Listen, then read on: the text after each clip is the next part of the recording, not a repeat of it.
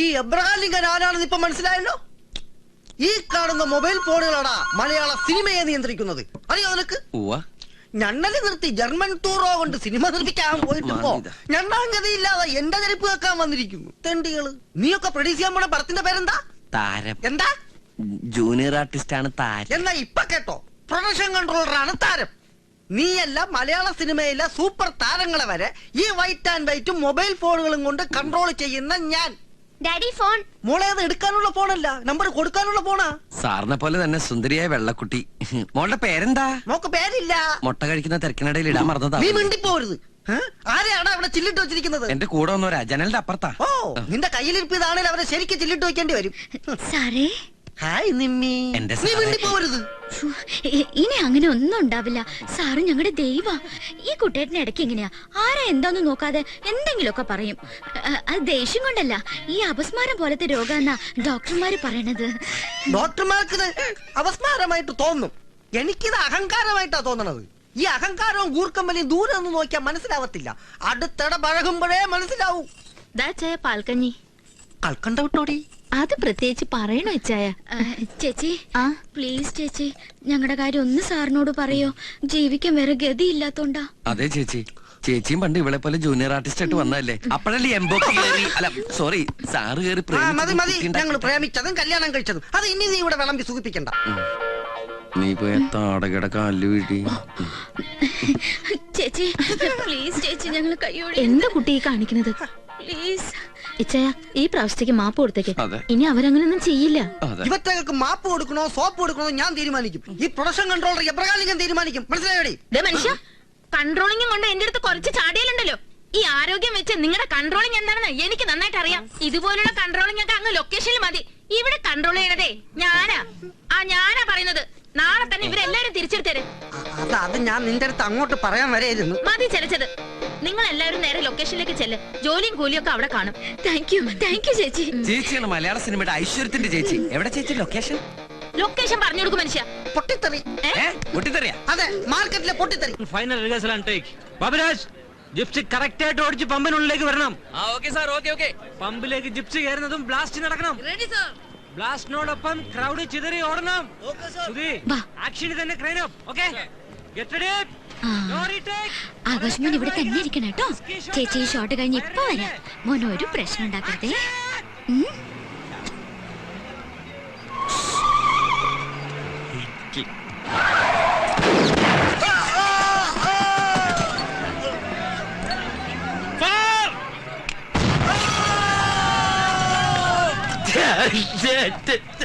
നമ്മൾ കറക്റ്റ് സമയത്ത് എത്തുന്ന ആൾക്കാരില്ലേട്ടാ.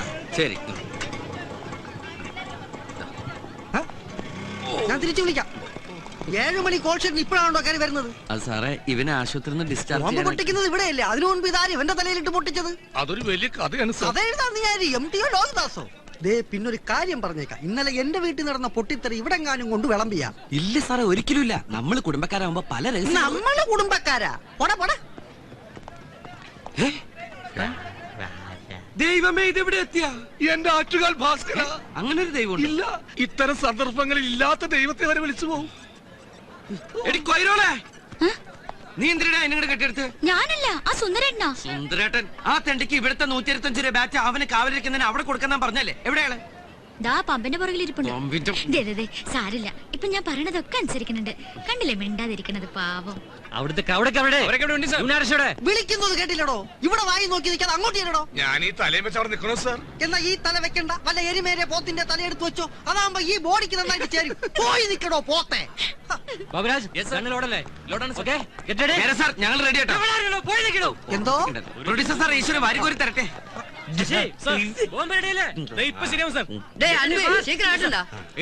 என்ன சேஷனா எல்லாம் ரெடி இல்ல? எல்லாம் ரெடியா? 3 സ്ഥലത്തും പെട്രോൾ പമ്പ് വെച്ചിருக்கு. 2 ക്യാമറയാ. ஆமா, எல்லாம் கரெக்ட்டா வெச்சிருக்கு. சுவிட்ச் போட்டா போதும், வெடிச்சிடும் சார். டேய், என்னடா பண்ண போற? ஐயோ!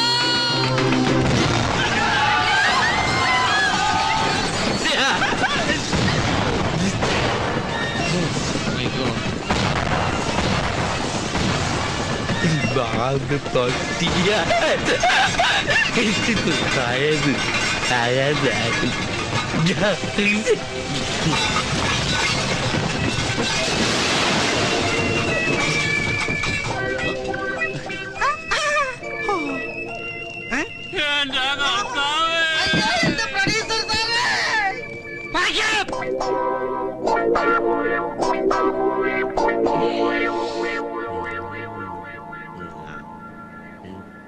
കഴുത്ത് വരെ പെരുമ്പാമ്പ് വിഴുങ്ങി അവന്റെ തലയില് ഹാന ചവിട്ടിന്ന് പറഞ്ഞ പോലെ. നീ നിന്റെ തലയാണ് ഉദ്ദേശിച്ചത്. ഒന്ന്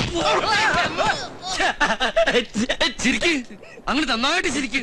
നിന്റെ ഒടുക്കത്തെ ചിരി കാണുമ്പോ എന്റെ പുന്നാരനിയായി ചേട്ടന് കുളിര് പോരുക. മോനെ ആകാശ, നിന്റെ ഈ ചിരി ഞങ്ങൾക്കൊരു ആവേശമോ.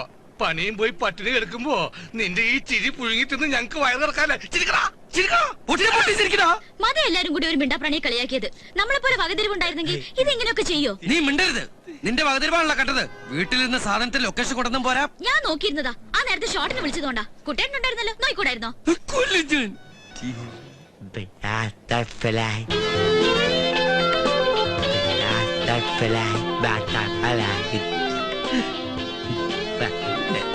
വാട്ടർഫ്ലൈ എന്നാ കൂടെ പറഞ്ഞിട്ട് പൊക്കോ. മര്യാദയ്ക്ക് ചുരുട്ടുകുട്ടി ചവിട്ടി പുറത്തെറിഞ്ഞ. ഒന്ന് നിർത്തണുണ്ടോ? കുറെ നേരായി. കരിപുരണ്ട ജീവിതങ്ങളൊക്കെ ഇങ്ങോട്ട് ഇറങ്ങും.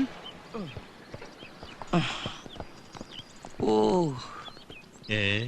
ഇതിലിപ്പോ ആരാ ആനന്ദക്കുട്ടൻ? ആ, മിസ്റ്റർ ആനന്ദക്കുട്ടന്റെ മൊബൈലിൽ വിളിച്ചപ്പോ സ്വിച്ച് ഓഫ്. കാണേണ്ട ഇമ്പോർട്ടന്റ് കാര്യങ്ങളുണ്ട്. ഞാൻ നേരിട്ട് ഇങ്ങോട്ട് വന്നു. ഫോണിന്റെ ബാറ്ററി കരിഞ്ഞുപോയി. പിന്നെ അതുപോലത്തെ വേറെ അനിയന്മാരെ ഏതെങ്കിലും രാജ്യത്ത് പ്രസവിച്ചിട്ടുണ്ടോ എന്റെ അമ്മ? മനസ്സിലായില്ല. മനസ്സിലായില്ല? ഞങ്ങൾ ഈ കോലത്തിൽ പുകഞ്ഞിട്ട് സാറൊന്നും മനസ്സിലായില്ല.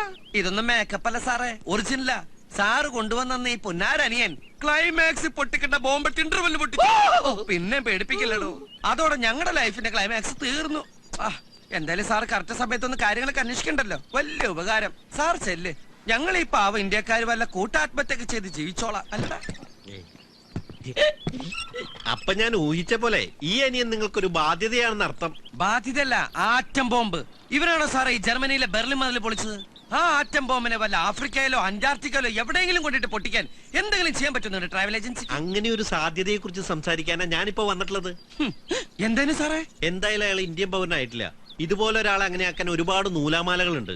ഇതിപ്പോ അതിന്റെ ഒന്നും ആവശ്യമില്ല. ഇതോടെ നിങ്ങളുടെ പ്രശ്നങ്ങൾ തീരുകയും ചെയ്യും. 14 റീൽ ഓടിക്കാതെ വേഗം ക്ലൈമാക്സ് പറ സാറേ. അതായത് അയാൾ വന്നിട്ടുള്ള ജർമ്മനിന്നാണല്ലോ, അങ്ങോട്ട് തന്നെ അയാളെ തിരിച്ചയക്കുക. അവിടെ അയാളെ ഏറ്റെടുക്കാൻ, എന്ന് വെച്ചാൽ ദത്തെടുക്കാൻ ഒരു മലയാളി ഫാമിലി തയ്യാറാണെന്ന് പറഞ്ഞ് ഞങ്ങളുടെ ഓഫീസുമായി ബന്ധപ്പെട്ടിട്ടുണ്ട്. അവർക്ക് അയാളെ അവിടെ വെച്ച് ചെറുപ്പം മുതലേ അറിയാത്രേ. ഇങ്ങനെ ഒരുത്തിന് അവർക്കെന്തിനാ? സാധാരണ കുട്ടികളല്ലേ ദത്തെടുക്കാറ്. അവര് ജർമ്മൻകാരല്ലേ, നമ്മൾ ഇന്ത്യക്കാർക്ക് ഇതൊന്നും അറിയില്ലല്ലോ. ഞങ്ങളുമായി ബന്ധപ്പെട്ട മിസ്റ്റർ സാമുൽ ഐസക് അവിടുത്തെ ഏറ്റവും വലിയ കോടീശ്വരനായ മലയാളിയാ. ലൈഫ് ലോങ് നിങ്ങളുടെ അനിയന്റെ കാര്യം അവിടെ സേഫ് ആയിരിക്കും. അക്കാര്യം ഞങ്ങളുടെ കമ്പനി ഗ്യാരണ്ടി തരാം. മിസ്റ്റർ ആനന്ദക്കുട്ട ആലോചിച്ച് മറുപടി പറഞ്ഞാൽ മതി. ഞാൻ വൈകിട്ട് വിളിക്കാം. അല്ല സാറേ, ഒന്നിന്നേ. സംഗതി ലൈഫ് ലോങ് അവന്റെ കാര്യം അവിടെ സേഫ് ആയിരിക്കും. പക്ഷെ ഈ ഏട്ടന്റെ നിലയിൽ എന്റെ കാര്യം ഇവിടെ സേഫ് അല്ല.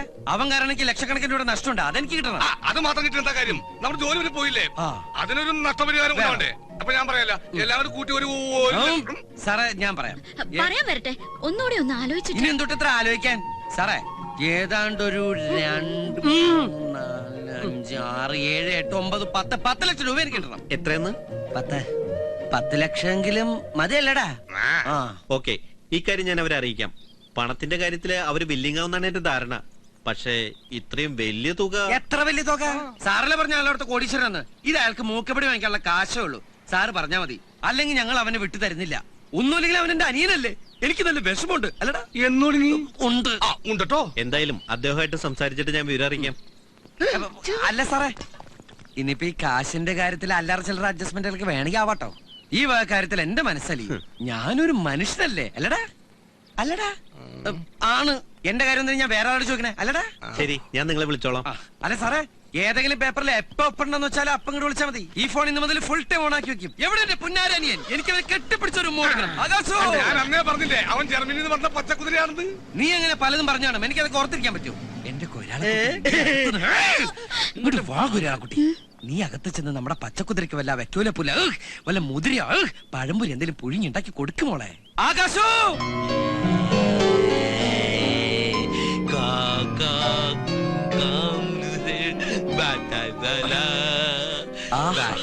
കേട്ടോടാ ഐശ്വര്യത്തിന്റെ സംഗീതം. ഈ ശുദ്ധ സംഗീതം ശ്രമിച്ച് ഈ ജർമ്മൻ സംഗീത സാഗരത്തിൽ തീർത്ത് നമുക്ക് അല്പസമയം വിശ്രമിക്കാം.